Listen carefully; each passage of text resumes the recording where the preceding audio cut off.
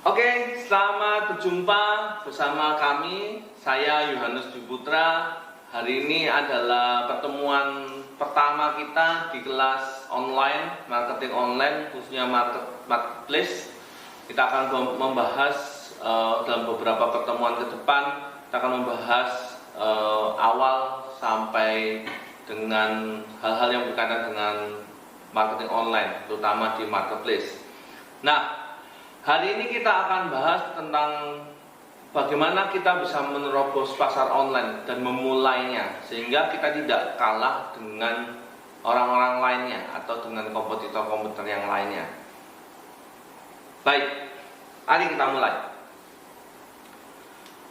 Kalau tahun-tahun yang lalu sebelum di era di bawah tahun 1900-an itu kita kenal biasanya dengan era pertanian, lebih banyak orang bertani yang menguasai daerah atau yang disebut dengan landlord itu lebih kaya dari orang-orang yang lain, lebih berkuasa dari orang-orang yang lain.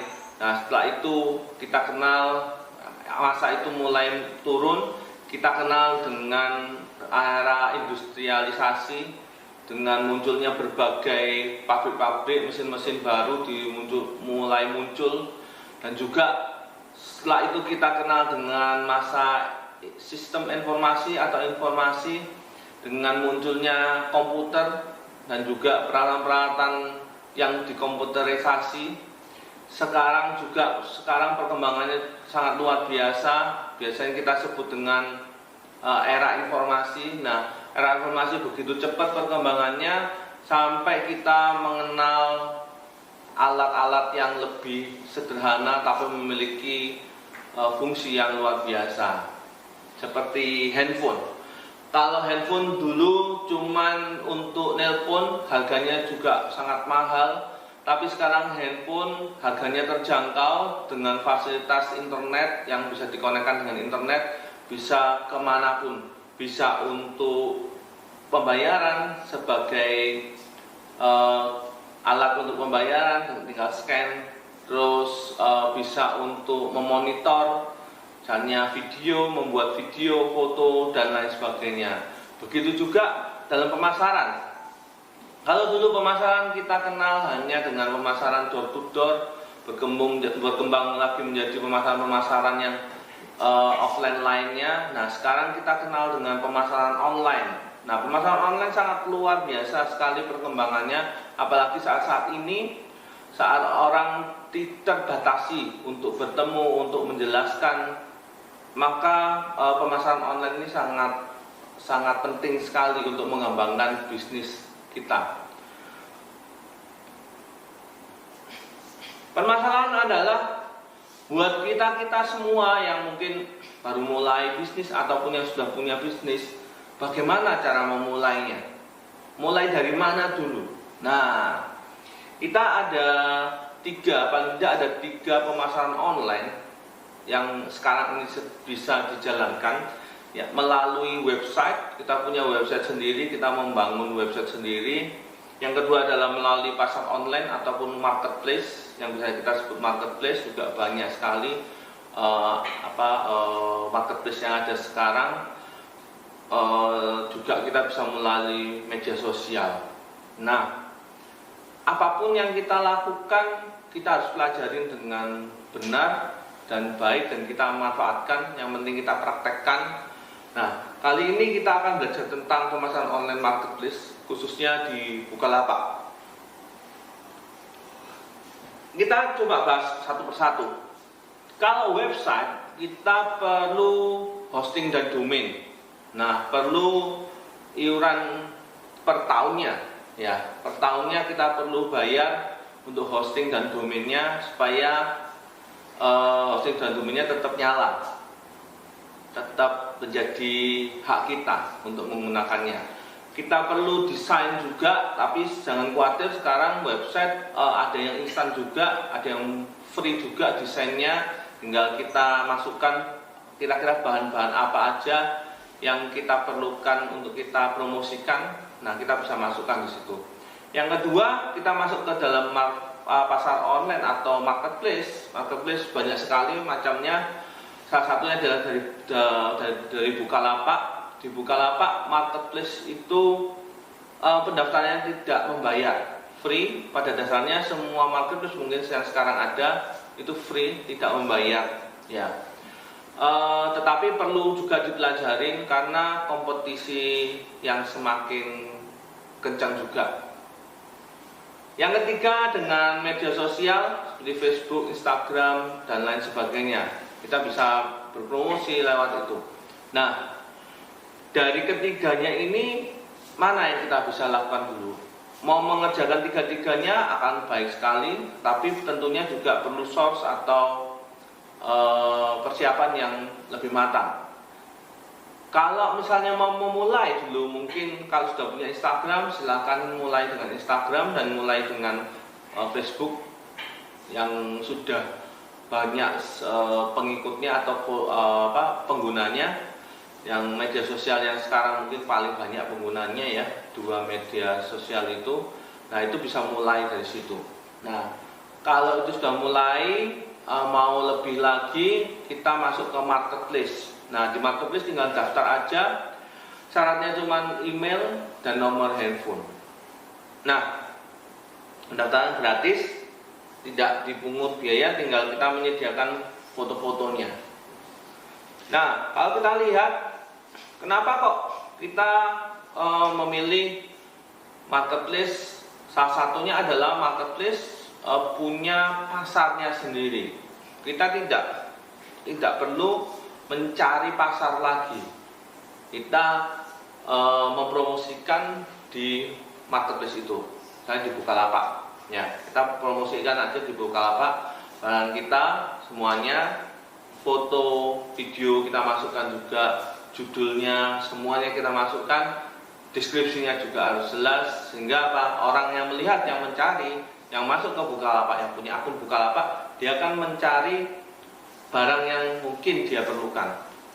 Ya. Kalau di website kita perlu namanya traffic, atau orang harus masuk mengenal website kita sendiri. Nah, bisa banyak caranya, tapi salah satunya mungkin kita bisa memperkenalkan dengan media sosial juga, mulai mengenal. Jadi kalaupun kita mengerjakan tiga-tiganya ini bisa di cross, saling mengenalkan, ya. Oke, mulai dari Bukalapak. Bukalapak ada tahun 2010, tepatnya di bulan Januari tanggal 10. Berarti sekitar sudah 10 tahun lebih, mau menginjak ke 11 tahun, ya. Nah, Bukalapak ini fokus utamanya awalnya dulu sampai sekarang juga masih berfokus pada UKM yang ada. Ini terbukti dengan banyak sekali pembinaan yang dilakukan di UKM, mulai dari warung-warung sampai industri-industri kecil, UKM kecil, baik itu binaan sendiri dari langsung maupun binaan dengan dinas-dinas, maupun juga yang independen. Nah, Bukalapak sendiri punya banyak fasilitas. Di sini ada pembayaran, ada prabayar, pembayaran pasca bayar, ada pembayaran prabayar, entertainment dan travel, pinjaman dan investasi juga ada, dan berkembang terus sampai sekarang ya. Dan fitur-fiturnya akan tambah berkembang lagi. Juga Bukalapak juga sekarang ada yang namanya Mitra Bukalapak. Kalau di jalan-jalan ada tulisannya Mitra Bukalapak, ya. Nah, itu adalah mitra-mitra atau UKM warung-warung yang sudah menggunakan Bukalapak untuk penyediaan barangnya. Salah satu kelebihan Bukalapak adalah Bukalapak memiliki komunitas yang cukup kuat di seluruh Indonesia. Mungkin saat ini komunitas yang paling kuat ya di marketplace, untuk kelas marketplace ya, seluruh Indonesia. Setiap kota ada, hampir semua kota itu ada, kota-kota hampir di seluruh Indonesia ada, dan sekarang makin bertambah lagi, bertambah. Nah, apa gunanya komunitas? Komunitas ini ajang pelapak-pelapak lokal untuk saling berdiskusi, saling membagi pengalaman dan belajar bagaimana mengelola lapak dengan baik. Nah, di situ bisa saling sharing. Jadi di komunitas, saya sendiri anggota komunitas juga dan juga koordinator juga di salah satu kota. Di komunitas ini saling membagi. Kalau misalnya ada yang sukses dalam hal jualannya kencang, nah itu di sharing, ya kan? Misalnya ada lapak yang tidak terlalu kencang penjualannya, bisa dibedah bareng-bareng, bisa diberikan masukan oleh anggota komunitas. Nah, jadi teman-teman atau rekan-rekan sekalian yang mau belajar tentang pemasaran online juga bisa bergabung di komunitas. Oke, kenapa kita harus online? Yang pertama, banyak sekali kemudahan yang ada di online. Yang pertama adalah tanpa batas. Kita mulai buka toko bisa 24 jam, 7 hari dalam seminggu, 30 sampai 31 hari dalam 1 bulan, tanpa kita harus kalau fisik kan kita harus buka tutup.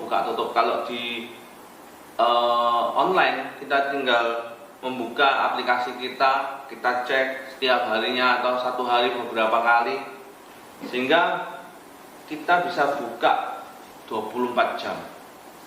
Artinya calon pembeli kita bisa melihat toko kita itu 24 jam, mau malam mau pagi, dan mereka bisa langsung beli. Besok paginya kita lihat ada penjualan atau tidak, atau ada yang tanya atau tidak. Kalau ada yang tanya kita jawab. Nah, artinya apa? Tidak terbatas. Yang kedua, investasinya rendah. Kita tidak perlu membeli sebuah ruko atau tempat. Dari rumah kita juga bisa. Tentunya nanti kalau sudah berkembang pasti kita butuh gudang dan lain sebagainya. Tapi untuk mengawalinya sangat murah sekali.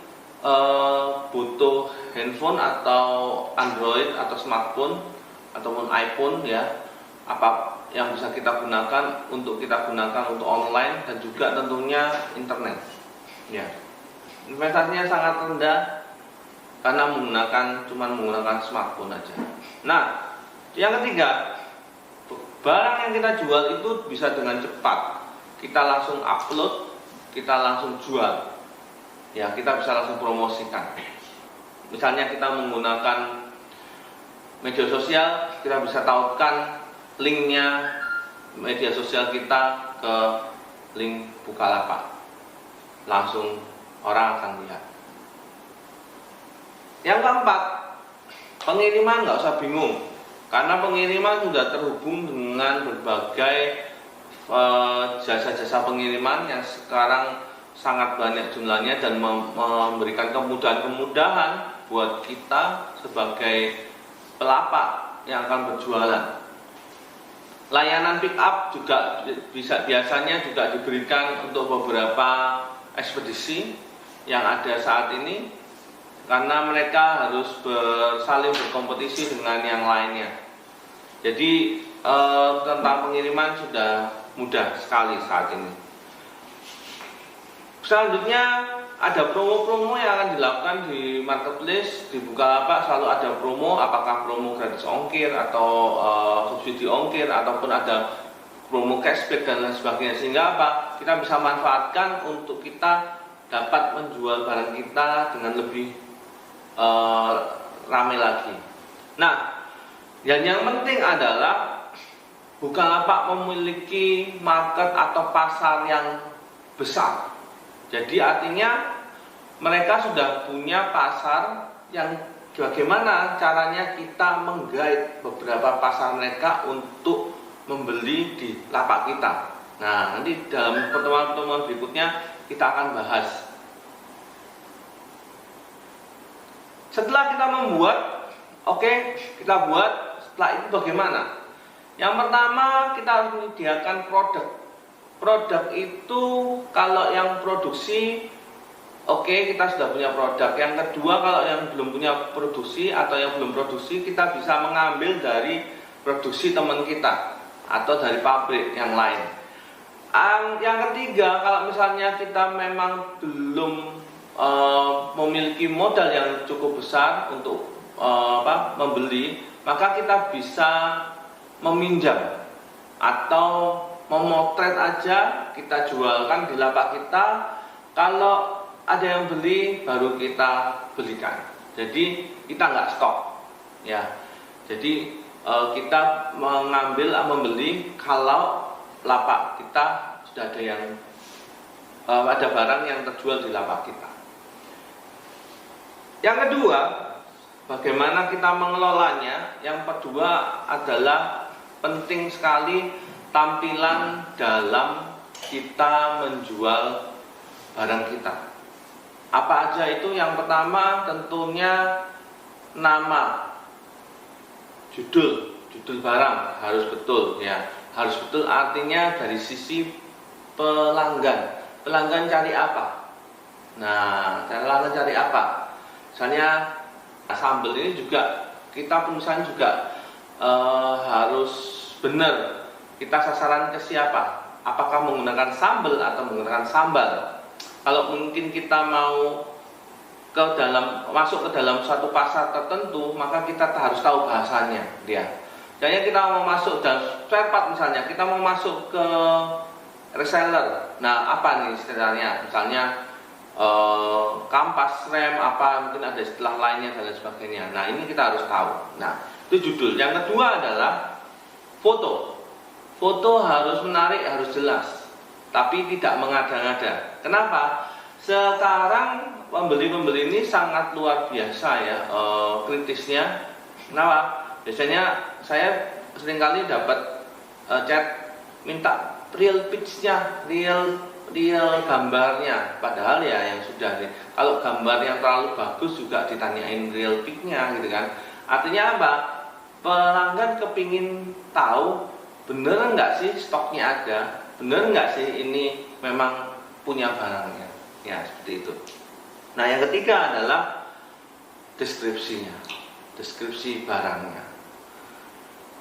Dari produk sudah punya, kita sudah bisa jual, tampilan juga sudah bagus. Yang ketiga adalah pelayanan atau servis kita.